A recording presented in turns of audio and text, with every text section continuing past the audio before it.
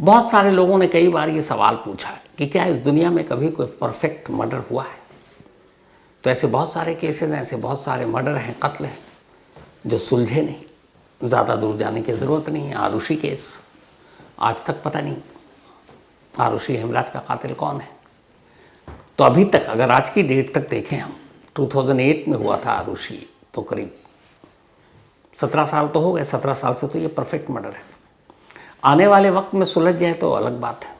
और भी ऐसे सैकड़ों मर्डर के केस हैं जो आज भी एक अनसुलझे केस है, तो इनको भी हम परफेक्ट मर्डर की कैटेगरी में डाल सकते हैं।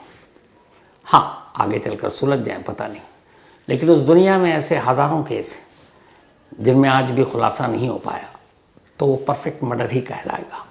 परफेक्ट मर्डर मतलब एक ऐसा कत्ल, एक ऐसा मर्डर जिसमें कातिल पकड़ा ना गया हो, उसने ऐसे प्लान बनाए हो, ऐसी साजिश रची हो जिसकी पहेली को पुलिस सुलझा ही नहीं पाई।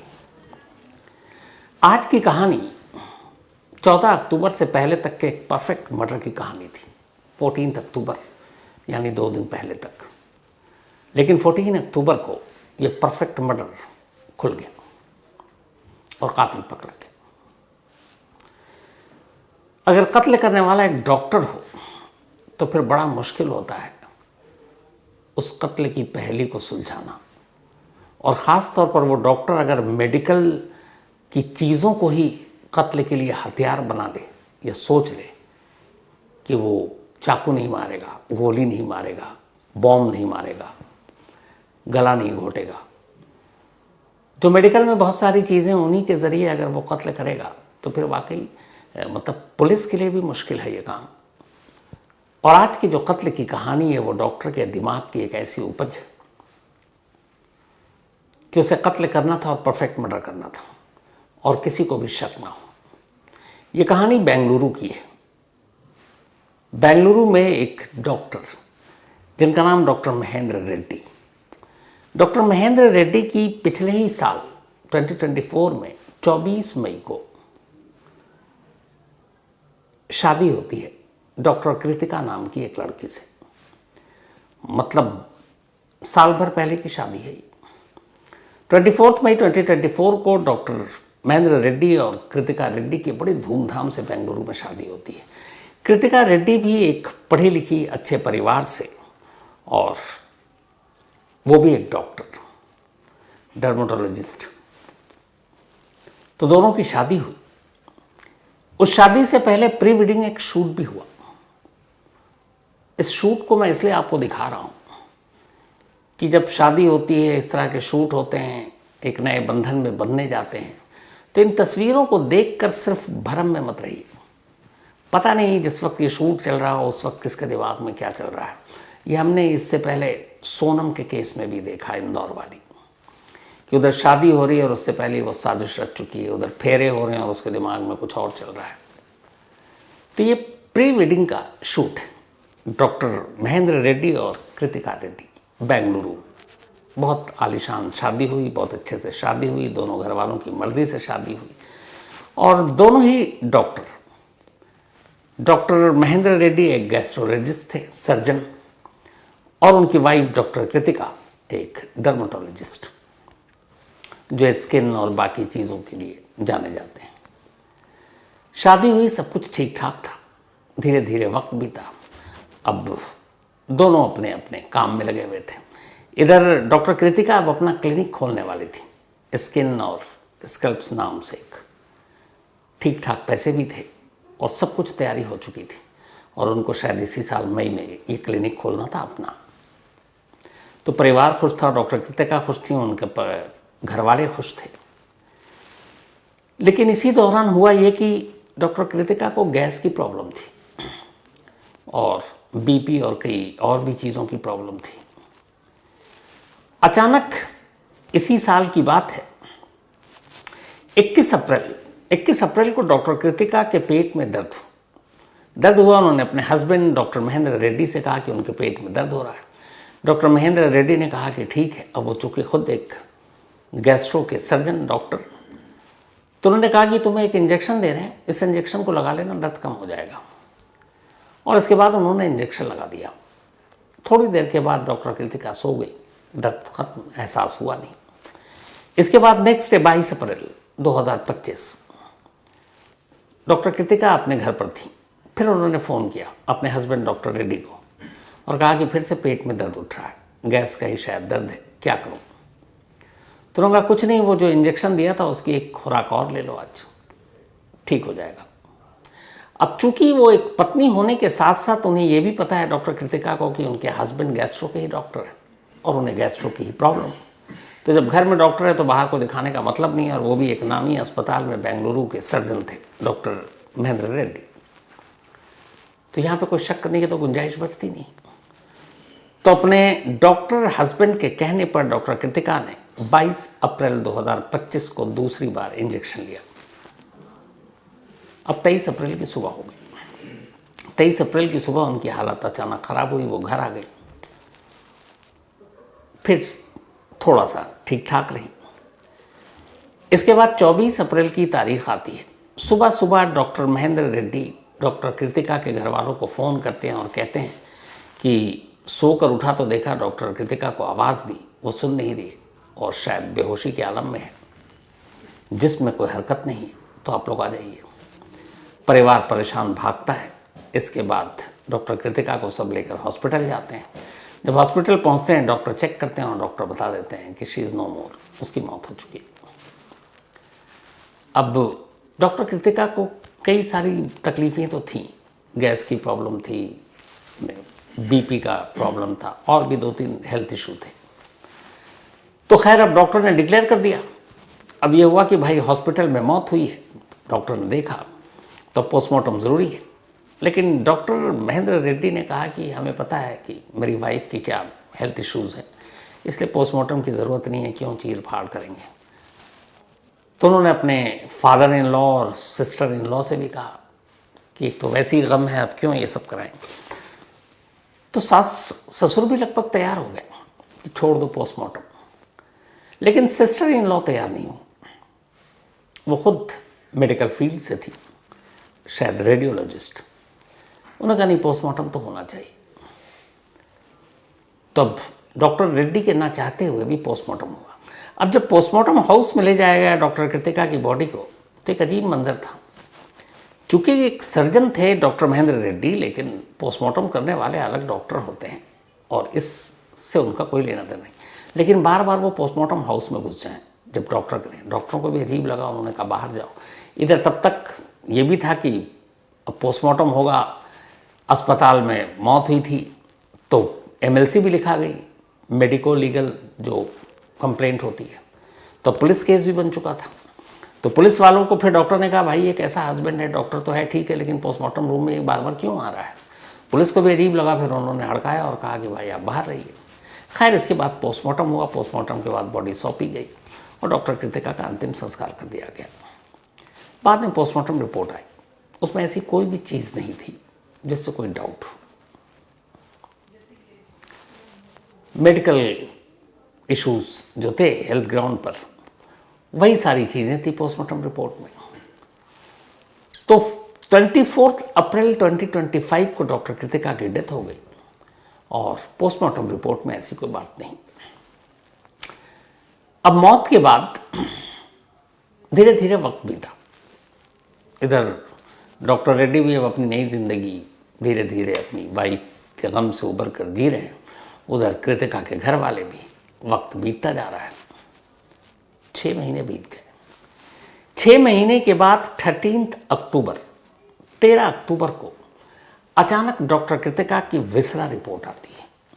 जब पोस्टमार्टम हुआ था 24 अप्रैल 2025 को, तो पोस्टमार्टम के बाद अमूमन विसरा का सैंपल रख लिया जाता है और फिर उसे लैब में भेजा जाता है। मैंने कई बार आपको बताया कि विसरा में की रिपोर्ट आने में टाइम लगता है, करीब करीब महीना भर लग जाता है। बहुत इमरजेंसी हो तो भी 20 दिन तो लग ही जाता है। लेकिन अगर आम विसरा है जिसमें कोई ऐसा हाई प्रोफाइल केस नहीं है, या है कि जिसकी विसरा की रिपोर्ट आने से ही एक केस सुलझेगा, तो उस पर किसी का ध्यान जाता नहीं। और यहाँ ये कि पोस्टमार्टम रिपोर्ट में कोई ऐसी बात लिखी नहीं थी, तो डॉक्टर कृतिका रेड्डी के अपने घर वालों हों या फिर डॉक्टर महेंद्र रेड्डी हों, दोनों को इस बात की कोई परवाह नहीं कि विसरा रिपोर्ट कब आएगी। क्योंकि ख़ासतौर पर डॉक्टर कृतिका रेड्डी के घर वाले तो ये मान कर चले थे कि बीमारी की वजह से उनकी बेटी की मौत हुई, गैस और बाकी चीज़ें। तो उन्हें विसरा रिपोर्ट का इंतज़ार नहीं था, वो तो शायद भूल भी चुके थे। डॉक्टर महेंद्र रेड्डी को भी परवाह नहीं, हालांकि थी तो वो जाहिर नहीं कर रहे थे। खैर, अब अचानक 13 अक्टूबर को, यानी 3 दिन पहले, विसरा की रिपोर्ट आती है। और जैसे ही विसरा रिपोर्ट आती है पूरी कहानी बदल जाती है। विसरा रिपोर्ट में यह लिखा था कि डॉक्टर कृतिका रेड्डी की मौत एनेस्थीसिया के ओवरडोज से हुई है।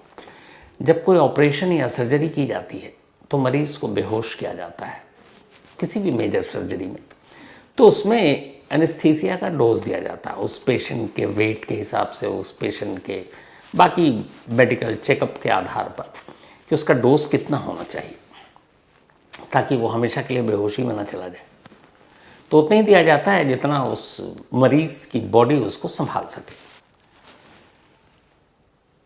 तो अब पोस्टमार्टम रिपोर्ट में है कि डॉक्टर कृतिका की मौत एनेस्थीसिया के ओवरडोज से हुई है।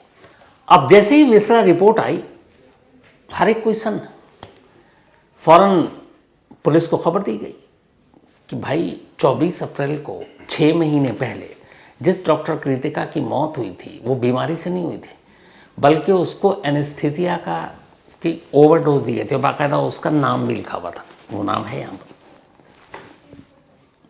अब सवाल ये है कि डॉक्टर कृतिका की ना कोई सर्जरी हुई, ना डॉक्टर कृतिका कहीं हॉस्पिटल में एडमिट हुई, तो फिर एनेस्थीसिया उनको किसने दिया और क्यों? कोई बनता ही नहीं ना। एनेस्थीसिया तो तब देते हैं जब कोई सर्जरी हो। अब जैसे ही घर वालों को और ख़ास तौर पर डॉक्टर कृतिका की बड़ी बहन को ये बात पता चली, वो अपने पिता को लेकर सीधे पुलिस स्टेशन पहुंच गई और जाकर इस विसरा रिपोर्ट के आधार पर उन्होंने कहा कि उनकी बहन का मर्डर हुआ है, कत्ल हुआ है, और कत्ल करने वाला कोई और नहीं बल्कि डॉक्टर कृतिका का अपना पति डॉक्टर महेंद्र रेड्डी है। अब पुलिस ने जब विसरा रिपोर्ट देखी, पोस्टमार्टम रिपोर्ट पहले ही एमएलसी बनी हुई थी, पुलिस को कहानी समझ में आई।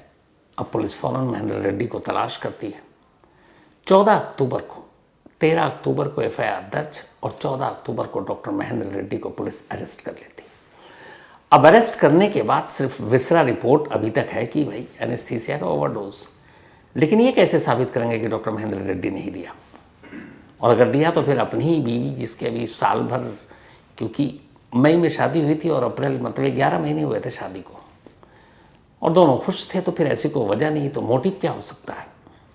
और इतनी शानदार तरीके से शादी हुई, कोई वजह नहीं, सब कुछ पैसे दहेज भी मिले, तो फिर क्या वजह हो सकती है? अब पुलिस ने डॉक्टर महेंद्र रेड्डी को गिरफ्तार किया और उससे पूछताछ शुरू हुई। जब पूछताछ शुरू हुई और उसके बाद अप्रैल के महीने की कड़ियों को जोड़ा गया, तो फिर सारी कहानी सामने आई और डॉक्टर महेंद्र रेड्डी ने अपना जुर्म कबूल भी कर लिया।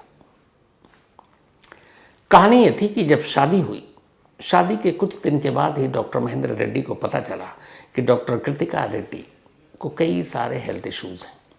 उन्हें गैस की प्रॉब्लम है, उन्हें कुछ और भी चीज़ों की प्रॉब्लम है, और उन्हें इस बात पर गुस्सा आया कि शादी से पहले उनके ससुराल वालों ने ये नहीं बताया कि डॉक्टर कृतिका को क्या क्या बीमारियां हैं। इस बात से उसे गुस्सा आ गया, बट उस वक्त वो खामोश रहा। पर धीरे धीरे वक्त बीता तो उसे लगा कि नहीं, एक बीमार बीवी के साथ नहीं रह सकते। सोच देखिए आप, तो क्या करें? अब उसने सोचना शुरू किया। इस दौरान में कई बार बीमारी की वजह से, और चूंकि डॉक्टर महेंद्र रेड्डी खुद एक सर्जन था, तो ज़्यादातर अपने घर पे भी रहती थी डॉक्टर कृतिका। लेकिन अब उसने ठान लिया कि डॉक्टर कृतिका से अलग होना है। लेकिन कैसे? हालांकि आसान तरीका था, डिवोर्स और बाकी चीज़ें हो सकती थी, लेकिन कहते हैं उस वक्त इंसान का दिमाग तो काम करता नहीं है। अब डॉक्टर रेड्डी ने सोचना शुरू किया। वो क्राइम थ्रिलर और बाकी चीज़ें देखने का भी बड़ा शौकीन, साउथ की वो फिल्में भी, उस तरह से मिस्ट्री देखने का शौकीन। देखते देखते आखिरकार उसने तय किया कि वो अपनी बीवी का कत्ल करेगा, लेकिन वो कत्ल नहीं लगेगा और कभी पता ही नहीं चल पाएगा कि मौत की वजह क्या थी। अब उसने सारा प्लान करना शुरू किया।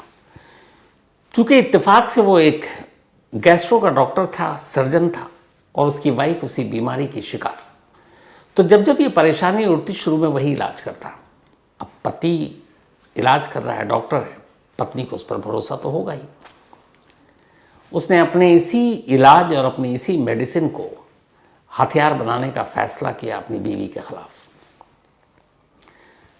उसने तय किया कि जब उसकी बीवी को अब इस तरह की प्रॉब्लम होगी, गैस की वजह से दर्द होगा, तो वो उसे इंजेक्शन के थ्रू एनेस्थीसिया देगा, जिसकी पोस्टमार्टम रिपोर्ट में भी पता चलने की गुंजाइश कम है।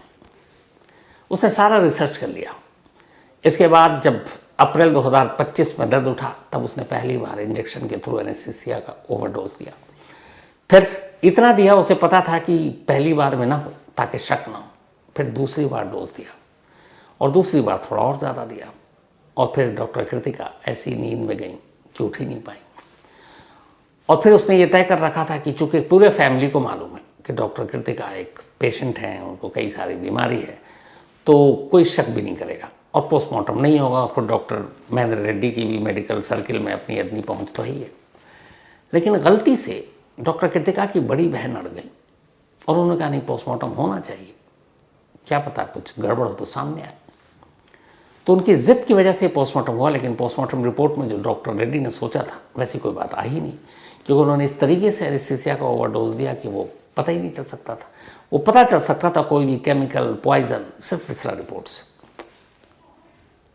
तो पोस्टमार्टम के बाद पहली बार डॉक्टर रेड्डी को लगा कि शायद भेद खुलेगा, लेकिन फिर उन्हें लगा कि विसरा रिपोर्ट से भी शायद न खुले और विसरा रिपोर्ट पता नहीं कब कितने दिन में आएगा। वो निश्चिंत हो गया, लेकिन डरा हुआ था। 6 महीने बीत गए। 6 महीने बाद विसरा रिपोर्ट सामने आई और डॉक्टर रेड्डी की पूरी साजिश, एक परफेक्ट मर्डर प्लान खुलकर रह गया। अगर विसरा रिपोर्ट ना होती या उस दिन पोस्टमार्टम ना होता, तो शायद डॉक्टर कृतिका रेड्डी की मौत को आज भी लोग बीमारी से हुई एक मौत ही मानते। लेकिन ऊपर वाला हर एक का हिसाब लिखता है और वही हुआ। और डॉक्टर महेंद्र रेड्डी जुड़वा हैं, एक और भाई, इन्हीं की शक्ल, इन्हीं के तरह, और इन दोनों के खिलाफ कई क्रिमिनल केसेस भी हैं। ये अब खुलासा हो रहा है। तो अब पकड़े गए हैं, पुलिस कस्टडी में है, पूछताछ चल रही है। लेकिन अफसोस ये कि एक पति होने के साथ साथ एक डॉक्टर, और डॉक्टर एक बहुत ही नोबल प्रोफेशन है, फिर भी उसने भरोसे का खून किया और साथ ही अपनी बीवी का खून किया। किस पर भरोसा किया जाए, किस पर नहीं, यही कहानियाँ ये सवाल खड़े कर देती हैं। तो इस तरह से एक और पत्नी का खून उसी के पति के हाथों, लेकिन पति जो है वो डॉक्टर निकला और अपने डॉक्टरी के पेशे को ही हथियार बनाया। तो फिलहाल इस कहानी में आज इतना ही। अब आपसे मुलाकात होगी कल रात 9 बजे किसी नई कहानी के साथ। तब तक अपना और अपनों का ख्याल रखिएगा।